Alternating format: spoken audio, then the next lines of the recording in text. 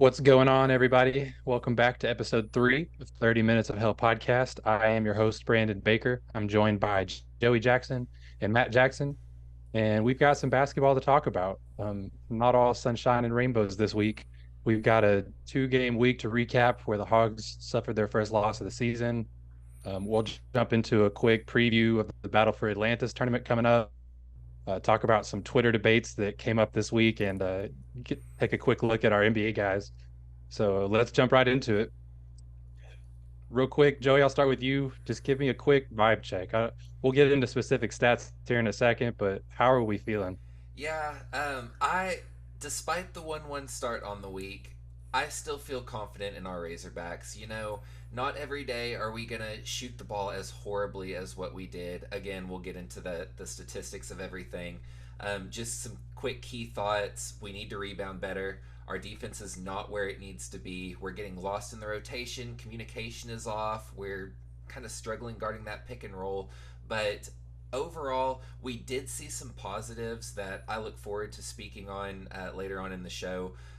But we've really just got to get over these slow, sloppy starts, just first and foremost. Matt, you got any thoughts? Yeah, I mean, I was definitely disappointed. I'm not scared, but just disappointed. In years past, we have lost these games here and there. I think last year, was it Hofstra? Did we lose to Hofstra. Hofstra? Yeah. So not too worried. Sadly, that loss will hurt come March. I mean, later in March, we're looking at probably a quad 3 loss there. So not too excited about that, but I did like that we stayed in that UNCG game. I mean, we gave it our all towards the end.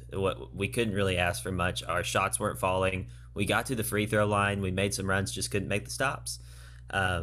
But I will get into this later. But I think it's time we look at a little bit different take defensively. Honestly, I think what we have right now is not working.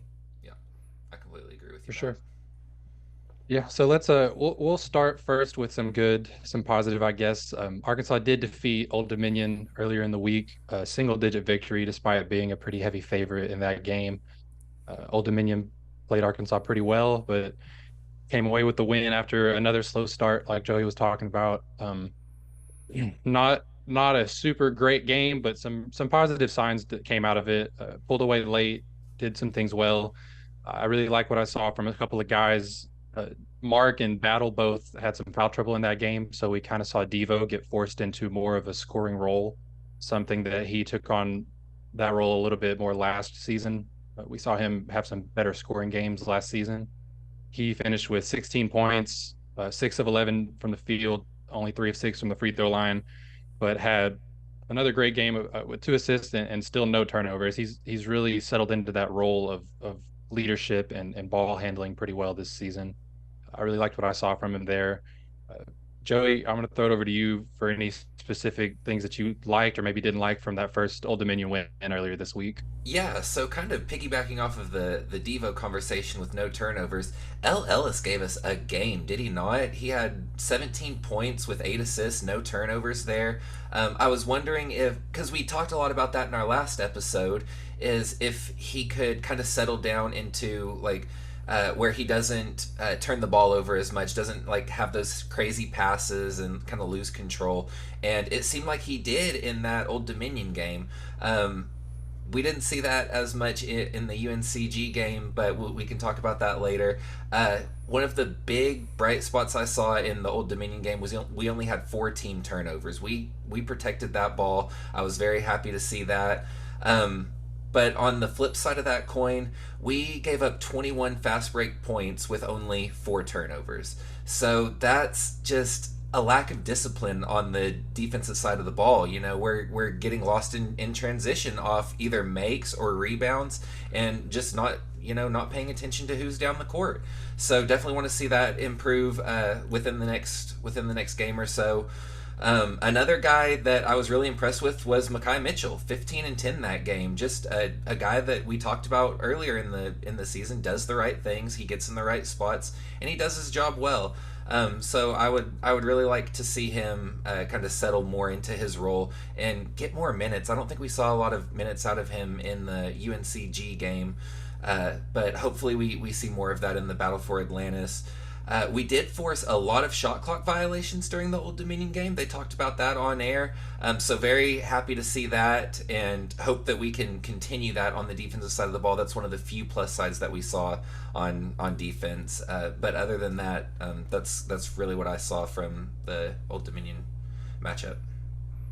Yeah, and going back to Devo, I was very happy watching him take a more offensive role this game, especially when we were so slow to start.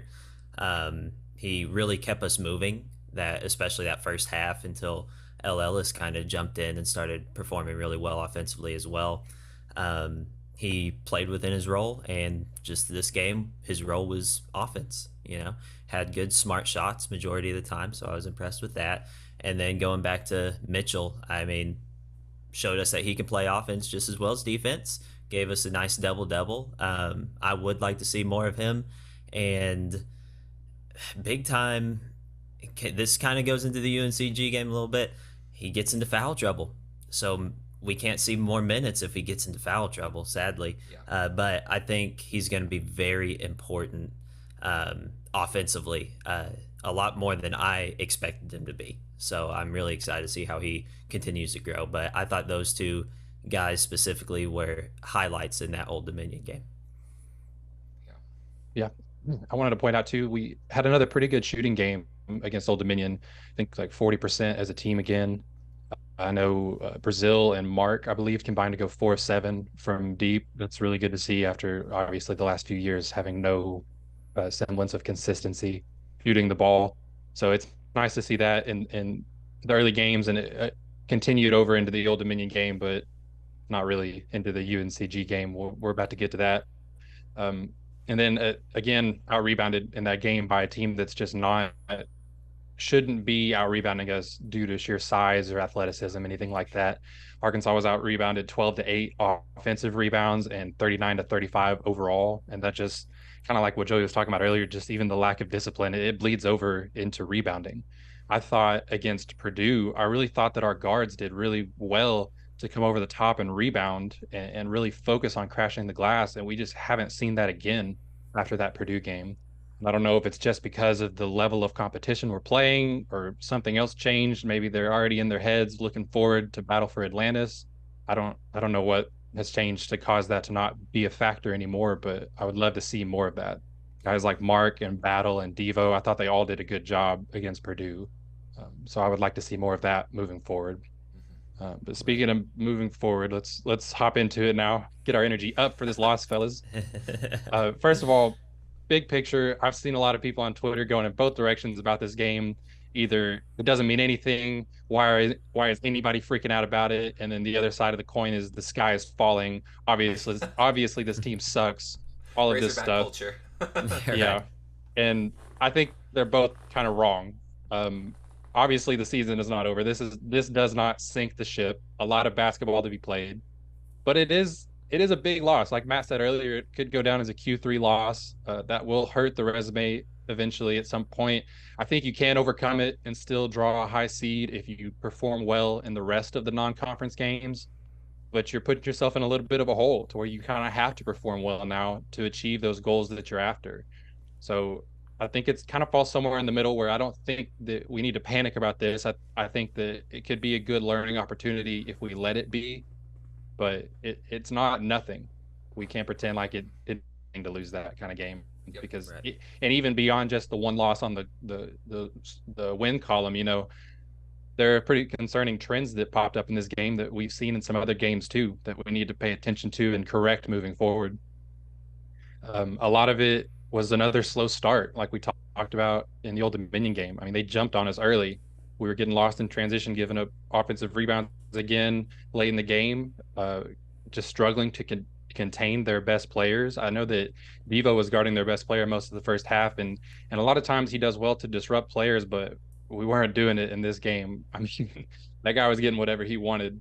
I think it was Langley ended up with 23 points on 5 of 8 from deep. There was just nothing that we were doing that was stopping him. And I know Matt mentioned that he wanted to talk a little bit about defense in this game. I'll let him get to that in a second, but just coming out ready to play has been my biggest issue. It's not that we're not talented enough to do it, and then making the necessary adjustments once we're in the game is also important, obviously. But man, they're just not coming ready to play Well, against these teams. So Brandon, I think I said it in last week's episode. If we come out slow and not ready to play, we're gonna get beat. It would be an interesting game. And obviously, we started slow. We couldn't pick up that pace, and we got no handed to us. So it's just goes to show like we really have to come out stronger in the next games. Right. And going into defense, well, first off, I wasn't happy with much of anything defensively. I mean, I sat there, I was crippled watching that game. But like I said, we kept fighting till the buzzer, so I can't be completely upset with what I saw. We got to the foul line and everything, but we we all know that this season, uh, must sacrifice defense for offense. I mean, in the transfer portal, we got a lot of offensive guys, and their weak point would be defense. But the big thing that I want to see going forward from this game, I think, is it showed us that we are not a very good man-to-man team Yes. in end of the day. And I think going forward, we should implement a little bit of zone. Think of our length in a zone. I mean, we've got people like Lawson and Brazil, and Devo even has a good amount of length on him. He's aggressive, scrappy. So why not? Maybe a 3-2 zone against a team full of shooters. That can give us a little bit more reach on the 3-point line. And then if we're getting just beat on in the post, let's do a 2-3. Just classic 2-3. And just be aggressive, be long, be quick to spots, because we have some guys we do need to hide on defense. And it doesn't look good playing man to man. And maybe we can get that fixed. Maybe, because of course man to man is that's the gold standard. That's what we want to play, right? So maybe we can. But that's something I would like to see. I want to see a little bit more zone looks, maybe box and one, whatever, depending on the team we play. And I know Muss has that handled. I probably can't tell him what to do in any way, but maybe that's an option we may be seeing later on. I know Muss talked in a press conference about looking at something different defensively, so that's something maybe we can expect going forward. Other than that, only good part, happy with our free throw shooting. We did pretty good I'd there. like to jump in a little bit there, Matt, on that defense too. I, I'm not opposed to what you're saying, throwing some zone looks at people and switching things up, because obviously what's happening was not working in the last several games. Even the ones we won, we didn't win the way we were supposed to win. One thing I think Muss has done a really good job at in the past is throwing wrinkles into his man-to-man defense, in terms of throwing a double team at the ball handler as soon as he crosses half court, or deciding to switch everything when you have a small ball lineup out there, and just really play super aggressive on the perimeter and not let them get into the paint. And I think that a lot of those wrinkles have done well for us in the past. I haven't seen a lot of them yet, and I don't know if maybe that's the kind of a side effect of bringing in such a new team, and some of the guys are still just trying to fully grasp the defensive system before he starts throwing wrinkles into it. I don't know. That could be a factor in it.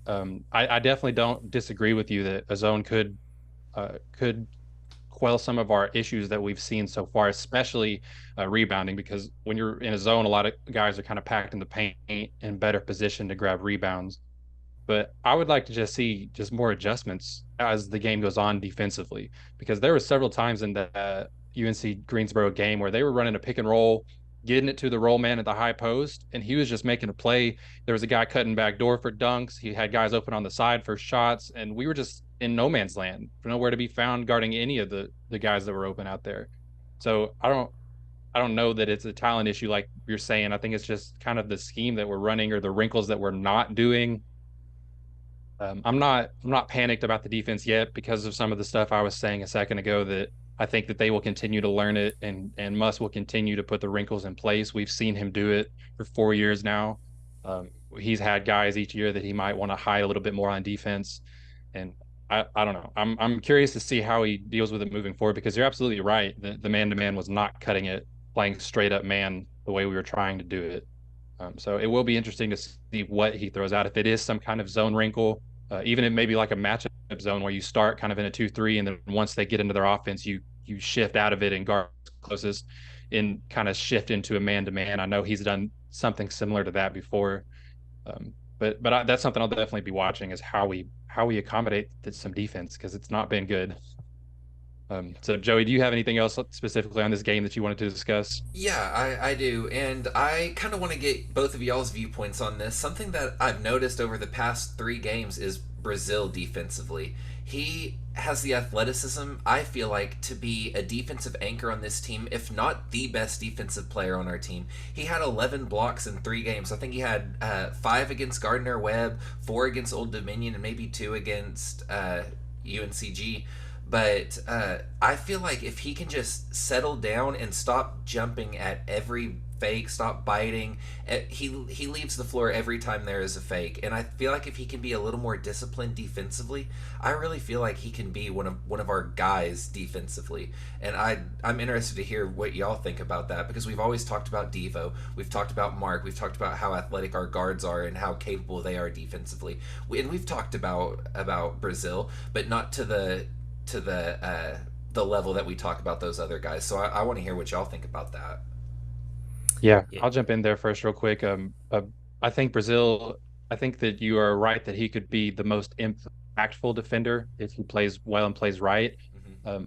One thing also that I wanted to bring up in this game is that I think our best lineup consists of our four guard lineup with one big, and that includes Ellis, Devo, Caliph Battle, and Mark playing all at the same time, and then having one big on the court. And when you do that, you either have Makai out there and sacrifice a little bit of offense compared to Brazil. Makai has shown that he's valuable offensively too, but he's not Brazil, obviously. But whenever Brazil is the big in that lineup, he's very athletic and he's blocked a lot of shots, but I think he does so very well from the help side position. Hmm. I don't think that he's done a very good job of bodying up in the post this year and Yes. being able to handle some guys that have post moves. And it's not even so much jumping at fakes as it is just being able to hold his ground against some of those guys. And when they put a move on him like that, he's struggling to stay Yeah. with them and not foul them. He And so he I, did get very exposed in that UNCG game. Yeah, for sure. So that's something that'll definitely be interesting because when you have Brazil out there with a guy like Makai or with Chandler Lawson or even Jalen Graham to an extent, and you let Brazil kind of play in space to where he can come over and block a shot or he can close out to his guy on the 3 point line, I think he becomes very impactful and he can be the most important defensive player. Hmm. But I'm concerned about what he looks like when he's the only big on the court and the Yeah. other team has a skilled big in the post because it didn't look good against UNCG, and that's a definite weakness because I think that's our best lineup in Yeah. terms of offensively and versatility with those four guards plus Brazil. So that's something to Matt's point. Maybe when we do run that lineup, we got to run some funky kind of defensive Yeah. wrinkle to make up for that lack in the post. He may be able But to Matt, flourish in that 2-3 zone, like maybe being an outside back guy. Yeah. yeah, Matt, I'll throw it So, over to you if you have any thoughts on Brazil. yeah, I mean, dude's a specimen. He's long. He's able to get there, block those shots, and I think he would be one of our best defensive players in the idea that he's the one getting the blocks. He's the one jumping out, maybe getting a steal or two. But I don't know. To me, he gets bullied. He really does. I mean, that's just his build. He is not meant to be a center, for instance.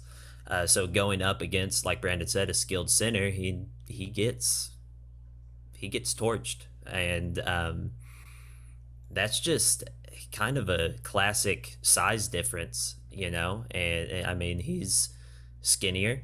He doesn't have as much weight on him as all these other centers, and we're gonna see some good ones in Battle for Atlantis, and later on, we're gonna see some bigger guys. So having Brazil in that situation, I'd be a little bit nervous about putting him there, just because of that difference, size wise, weight wise, strength wise. So, uh, I mean, I want to see Brazil succeed defensively because, man, what highlights we would get from him, first of all. You know, he would get some crazy blocks. He already has some crazy blocks. Um, but yeah, 11 blocks in 3 games is phenomenal for anybody. And I'd like to see more of that. And I would like to see him get very aggressive and stay planted on his feet. Yes. Everybody just don't jump at a ball. That's like high school. That is 101. Don't jump at everything. And even last year, Arkansas did that. We jump at everything. And I want to see more fundamental defense, more composure defensively from everybody, not just Brazil, but everybody. Yep. All right. Well, if you guys don't have anything else specific that you want to bring up for this game, we're going to go ahead and go into a quick break, and then we'll be right back and preview a little bit of the battle for Atlantis, look at the first matchup, and then touch a little bit on who the Hogs could be facing later in the week. So we'll be right back. As you guys know by now, we've partnered with BetMGM Sportsbook for this college basketball season. We're going to be using BetMGM lines to make all of our picks and predictions throughout the college basketball season. And we are going to have special offers for you, the listeners and the viewers on the Field of 68 each and every week during the season. If you haven't signed up with BetMGM yet, use the bonus code FIELD1500 and you will get up to a $1,500 first bet offer on your first wager on BetMGM Sportsbook. Here's what you got to do. Download the BetMGM app. Sign up using the bonus code FIELD1500. Deposit at least $10 and place your first wager on any game. You will receive up to $1,500 in bonus bets if that bet loses. Just make sure you use the bonus code FIELD1500 when you sign up. And remember, BetMGM is now available under one wallet in select states. As a New Jersey resident, this is super convenient for me when I have to go cover games in New York or Philly. When crossing state borders, just log into your existing account instead of having to create new accounts in each state that you go to. And most importantly, I got to let you know, we do have some fun stuff coming up for this college basketball season. Bet insurance tokens, college hoops odds boosts, my personal favorite, parlay odds boosts. So download the BetMGM app today. Welcome back. Up next this week, the Hogs travel to the Bahamas for the Battle for Atlantis tournament. Pretty good tournament with some high quality teams in it. I know at one point, I think less than a week ago, all 8 teams were in the top 100 on Ken Palm's rankings. I think Northern Iowa has fallen outside of that just recently, but all the other teams are going to be good potential tests for Arkansas, better than anyone we've played so far.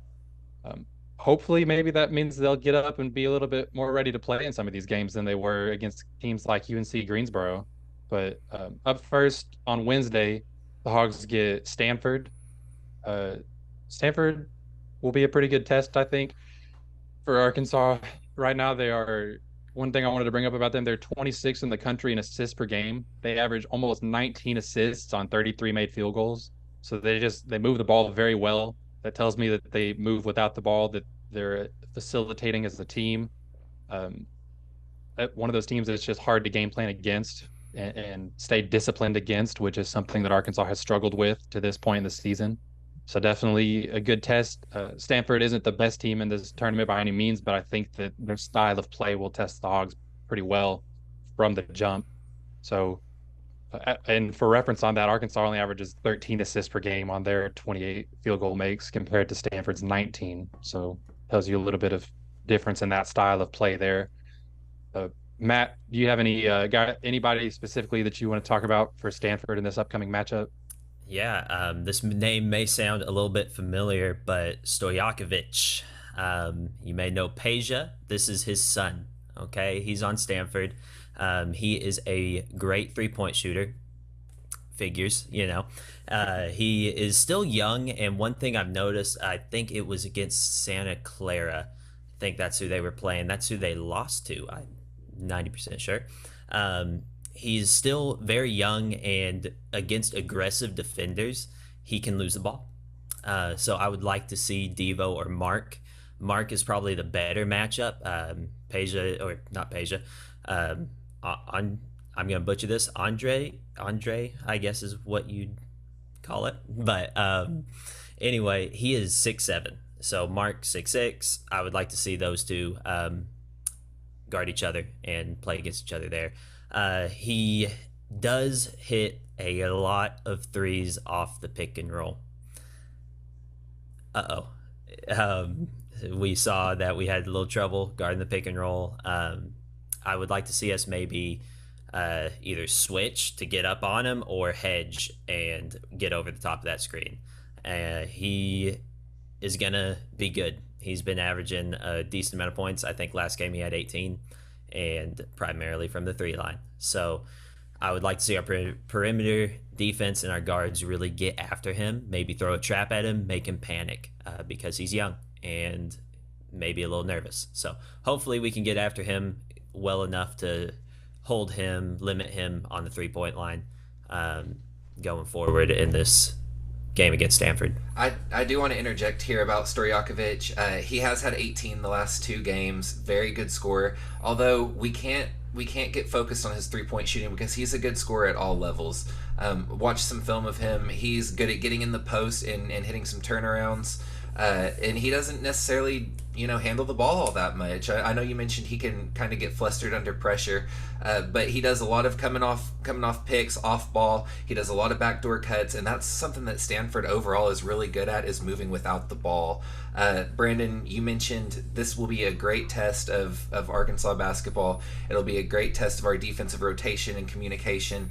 And like you said earlier, this is, I want to see Arkansas get some good matchups against bigger schools, like bigger size-wise. And Stanford's a big unit. Their smallest guy in their starting 5 is their 5'10" guard, Jared Bynum, and he's honestly the reason for their good ball movement. He's averaging 8.3 assist point per game, and I think tied for second in the country. So he's kind of the facilitator of that team, but they do move very well off the ball. They move the ball around the court very well, and they're a big guy to watch out for is their 7-1 center. This will be kind of a similar matchup, I feel like, to the Edey matchup, but with the caveat of Maxime Reynaud, another one that I may be butchering. 7-1 center. He's not afraid to get outside and shoot. I think he hit 2 threes in their last game. So definitely going to be an interesting one with such a big guy and a big team out on the court, and a team that moves the ball extremely well. So very excited for that game. Definitely think we need to watch those 3 guys, Bynum, Reynaud, and Stojakovic, though. Yeah. And one thing I wanted to bring up defensively too is that Stanford has been pretty good about defending without fouling. In their first 3 games, they failed to commit 15 fouls. They were under 15 fouls in all 3 games. That rose a little bit in their last game against Eastern Washington, but a strong suit for the Hogs this season has been getting to the free throw line and converting at a high rate. So it'll be interesting to see how disciplined Stanford is able to stay against what is likely the best offensive attack that they've faced this season, one of the better ones that they will face. So the Hogs' ability to get to the free throw line and force Stanford into foul trouble could be a big key to watch in this game as well. So yeah. So anything else that you guys have on Stanford, or are we ready to move on? We're ready to move on. Yep, I'm good. Cool. All right. So round 2, depending on if we win, and then depending on the matchup of the next game, we'll face either Michigan or Memphis. Memphis currently is ranked 29th in KenPom's ratings. Michigan is ranked 36th. And I'll toss it over to Joey. Talk about Michigan right here. Yeah. So Michigan is a team that loves to get out and run. They're a very athletic team. I'm really interested in seeing how matchups like Brazil and Graham go against their best player, Oliver Kamboa, I believe is how you pronounce his name. Big guy, 6'9" post, extremely athletic. He'll get some and one dunks. He did in their last game. But they run the floor very well, and they could be a good team to look at, just kind of a team that's similar to Arkansas. I feel like it's just, again, a very athletic team that obviously Arkansas is.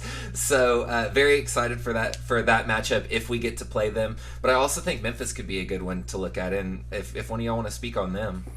Yeah, Real quick, I So wanted to interject on that guy that you were talking about from Michigan, Joey Oliver. He actually played at Tennessee the last 4 years, so he has experience against Musselman and the Hogs. So that'll be a really big key matchup to watch as well.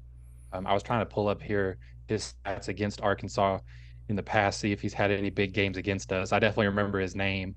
Let's see. In February of 2023, he went for 16 points on 58% shooting against us with 7 rebounds, a steal, and a block.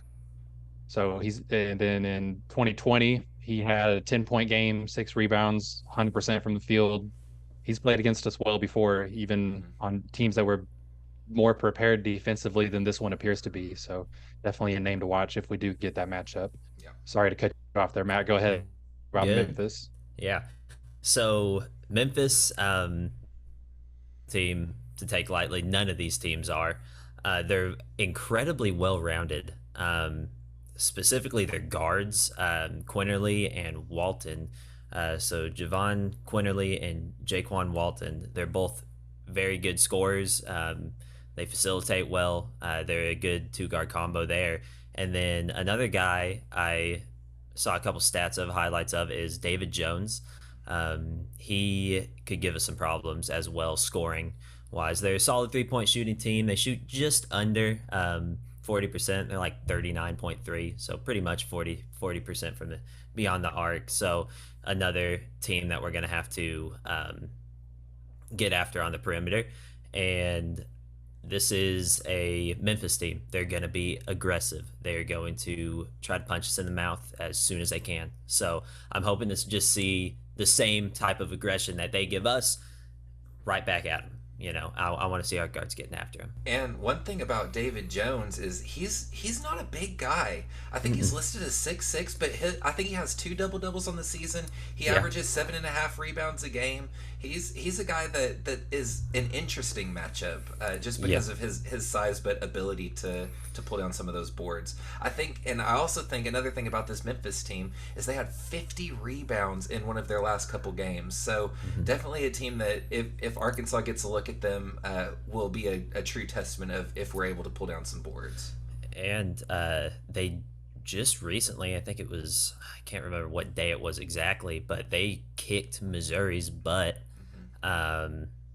recently, and so that could be a testament to an SEC matchup.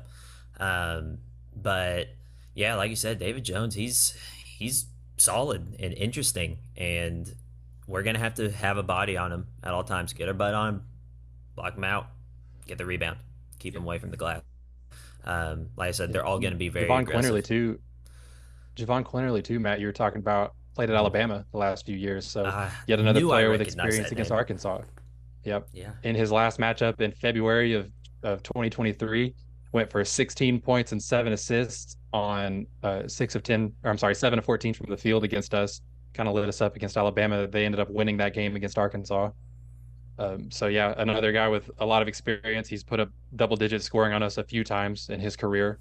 So definitely somebody that will not back down from that challenge against the Hogs. Somebody we're going to have to be ready for and prepared for defensively. Just another example of us really needing to figure out our defense and what we're doing there on the perimeter and everywhere really, in the post as well. So yeah, definitely an interesting point. Interesting matchups. Both of them could be. Right. And then moving on real quick to just a real quick look ahead to round 3. Be one of 4 teams, either North Carolina, Villanova, Texas Tech, or Northern Iowa that I mentioned earlier. UNC and Villanova are both in the top 26 right now on KenPom. Both of them would be great matchups, great opportunities for the Hogs.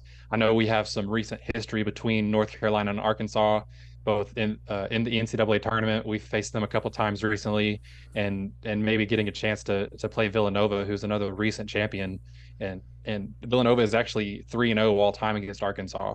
So it would be pretty cool to get our first win against them in a tournament setting, in a championship setting. So that could end up being a pretty interesting matchup. Do you guys have any thoughts on who you'd like to see in that round 3 matchup? Give us UNC. Give us a look at Baycott. I want that win. Yeah, for sure. Matt, you got anything? I mean, of course I want to see us play North Carolina. Who doesn't want to see a Razorback North Carolina matchup? But I think Villanova would be nice too. I think Villanova just got beat similar to how we got beat. I think We did. Who uh, was it? I can't remember exactly, but I remember seeing that guy post about the epitome of brutality that I love so much. That killed me. In We just lost Arkansas, in to there, Penn. yeah, To Penn. Penn. Yep. So maybe a cool matchup there. Both teams really wanting to get back on track with a big win, and of course, let's get our first win against them. Let's move on to our next segment here. Earlier this week, I put out a tweet on my Twitter about Isaiah Joe having a really good game for the Oklahoma City Thunder, where he hit 7 threes and was perfect from the field, had a big game in their win. And in my tweet, I labeled Isaiah Joe as a Razorback legend and didn't really think twice about it because I consider him to be a pretty great Arkansas basketball player. I didn't take a lot of time determining the word or the definition of it, and I was not expecting the debate that it sparked on Twitter. And so I had a lot of people coming at me telling me that he's not a legend and it's disrespectful to the other greats that have played at Arkansas. And I truly didn't intend it to be that way. I just thought that Isaiah Joe was a great Razorback player, and I just used that word. Maybe I did underthink it. Maybe I should have thought harder, and obviously no malicious intent towards anyone else that is an Arkansas legend, but it got me thinking about what constitutes being a legend versus an all-time great versus just a good player. So I was curious if you guys had any thoughts on, what constitutes a legend and maybe some examples of guys that should be in that bucket. So I don't offend anyone else. Matt, I'll throw it to you first about what maybe constitutes a legend. Yeah, so I think the big thing is there can be two different definitions of a legend. I think one, you think historic. So of course you've got your people like Corliss Williamson or Joe Johnson. All these Arkansas greats. But I think it's the impact they make on the team itself, especially in college basketball. Right, a lot of these one and dones, for instance, they don't necessarily get a whole career at Arkansas, right? So why wouldn't they be considered a legend for 1 year? Because the impact they made. Isaiah Joe, I feel like, is one of those guys that made a huge impact on Razorback sports. He did.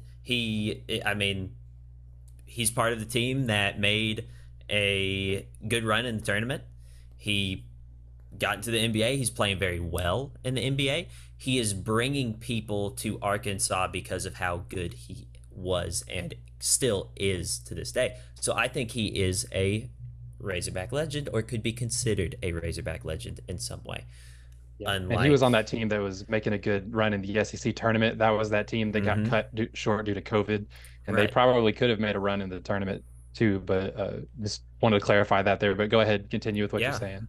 So I think that's just two different definitions. Whether you think of impact to the program or just individual achievements, right? So I think Isaiah Joe made a very big impact in the program, just like Moody has made a big impact, just like Bobby Portis has made a big impact. And would you consider Bobby Portis a legend? Yeah. Yeah. Sure. I would say so. So I think it all depends on the person you're talking to and the context you're putting it in. I don't think you are wrong. Okay, so I'm not going to burn either of y'all at the stake for your comments made, but Isaiah Joe is an all-time great. I wouldn't consider him a legend in Razorback sports, but to that same note, there are tiers to this legendary status.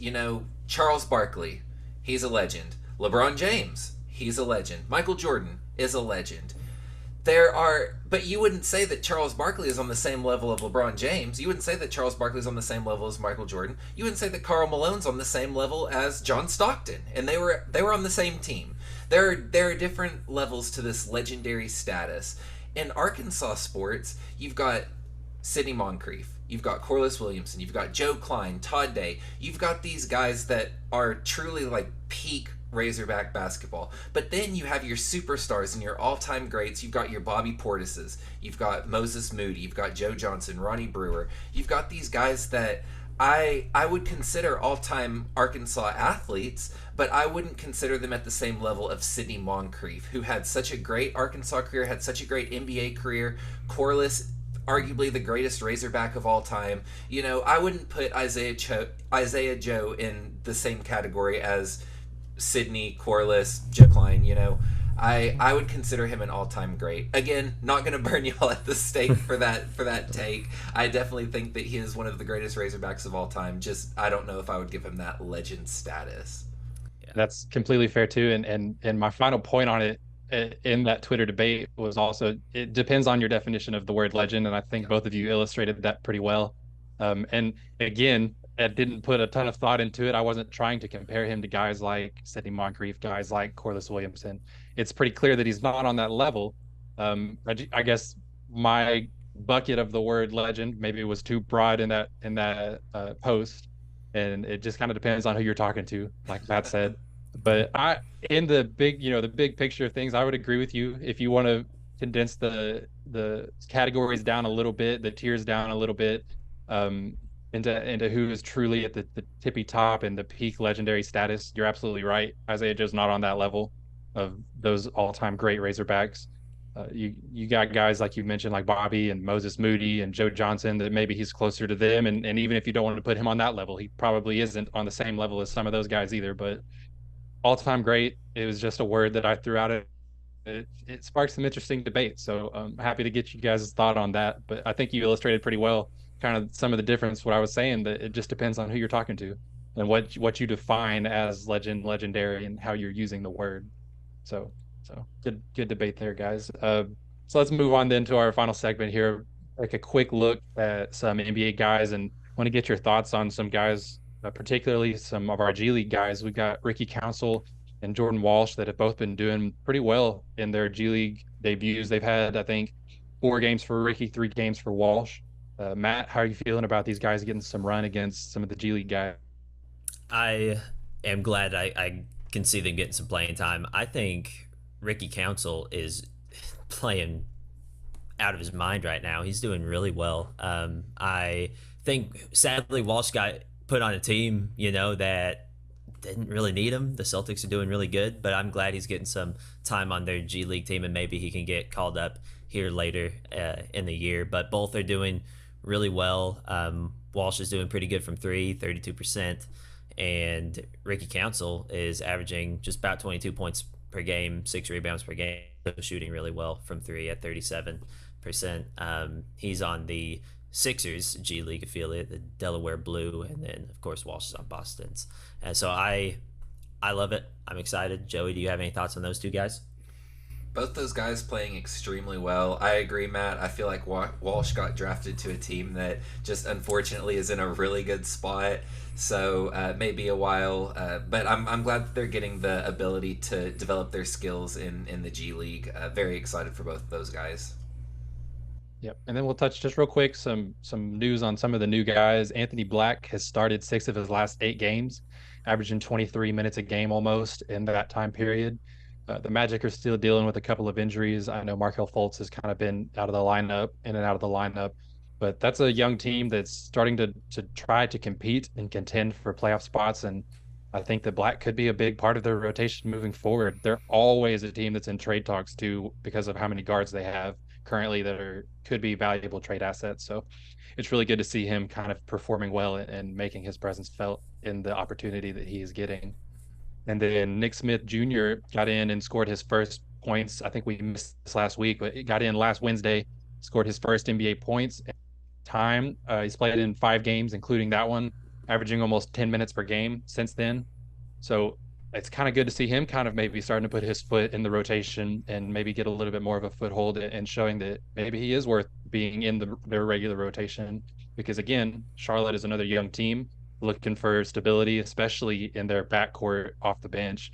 I know they've got LaMelo Ball, who's playing really, really well right now, but after him, you've got Terry Rozier and then a bunch of young guys with question marks. So pretty not clear, but an easier path than some teams maybe for Nick to kind of show what he's worth and maybe take a strong foothold in that rotation. So I'm excited to see how he continues to develop in that in Charlotte, even though they've kind of had their share of problems as a team with some of their players, but hopefully on the court, he's able to get a good foothold and get some more opportunity here real soon. All right. So that's going to do it for us for episode 3 of 30 Minutes of Hell podcast, presented by the Field of 68 Network. You can find them on YouTube. I believe the Field of 68 Podcast Network is where you can find us as well. Be sure to follow us there on YouTube, on Twitter at 30 Minutes of Hell. You can find us on Apple Podcasts, Spotify, wherever you get your podcasts at. You can follow all of us on Twitter as well. I am at B Baker Hogs on Twitter. Matt is at the Matt Jackson on Twitter, and Joey is P0 Music. So make sure to give us a follow, and if you're on YouTube, Apple Podcasts, wherever you get your stuff, subscribe, like, review, whatever it is you do on those sites. It really helps us out. And we'll talk to you next time. Thanks, everybody.